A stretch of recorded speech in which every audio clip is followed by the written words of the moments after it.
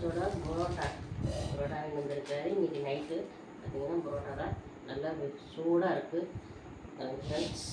நமக்கு இதில் 4 இருக்குது, 4 பரோட்டா வேண்டாம், நமக்கு 2 போதுமானது.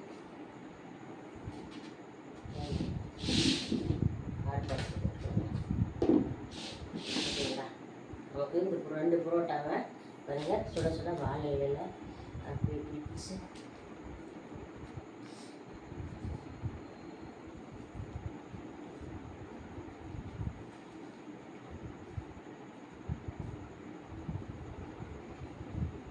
அது சூடாக இருக்கும்போது வாழை இலையில் போட்டு சாப்பிட்டா அவ்வளோ சூப்பராக இருக்குங்க.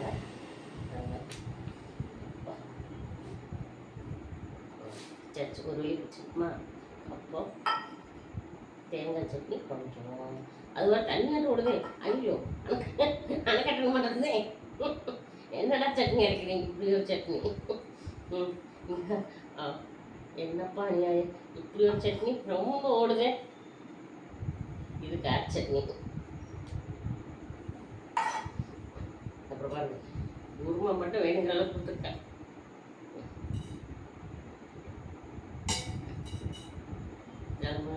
அடிக்கடி புரோட்டா சாப்பிடான்னு நினைக்காதீங்க. ஏதாச்சும் மாவு இல்லைன்னா, அதாவது வீட்டில் அரிசி மாவு தோசை மாவு இல்லைன்னா அது மாதிரி ஒரு நாள் அது 2 புரோட்டா அவ்வளோதான். அதிகமாக நான் சாப்பிட மாட்டேன், 2 புரோட்டா மட்டும் சாப்பிடுவேன். அது எங்கேயோ ஒரு நாள் அவ்வளோதான். என்னடா இந்த அம்மா புரோட்டா கடையிலே சுற்றிக்கிட்டீங்கன்னு நினைக்காதீங்க. ஓகே ஃப்ரெண்ட்ஸ், நேற்றுக்கு வாங்கி போனது நாங்கள் சாப்பிட்றதில்ல, அம்மாவுக்காக வாங்கி போனேன்.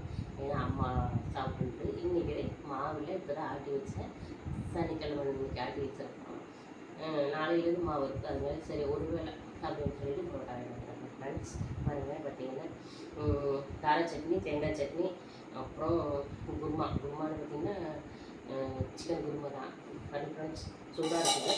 இப்போ பண்ணி இந்த புரோட்டா எடுத்து இதில் டிக் பண்ணி தேங்காய் சட்னியை டிக் பண்ணி, கார சட்னியை டிக் பண்ணி, குருமாவில் டிக் பண்ணி சாப்பிட்டோம்னா சூப்பராக இருக்கும். சுட்டு சுட வாழையில போட்டு புரோட்டா குச்சி போட்டு தேங்காய் சட்னியை வந்து டிக் பண்ணி, கார சட்னி டிக் பண்ணி, குருமாவில் அது இன்னும் ஊற வைக்கணும். ஊற வச்சு சாப்பிட்டா சூப்பராக இருக்கும். வாங்க ஃப்ரெண்ட்ஸ், நானும் சாப்பிட்றேன், நீங்களே சாப்பிடலாம், சேர்ந்து சாப்பிடலாம். உங்கள் வீட்டில் என்ன கேட்கணும்னு எனக்கு கமெண்ட் பண்ணுங்கள். புரோட்டா பிடிக்குமா இல்லை லைக் பண்ணுங்கள். ஓகே ஃப்ரெண்ட்ஸ், எங்கூர் புரோட்டா எங்கூர் புரோட்டா பிடிக்கணும்னா உங்களுக்கு லைக் பண்ணுங்கள். ஓகே ஃப்ரெண்ட்ஸ், பாய். நாங்கள் சாப்பிடலாம்.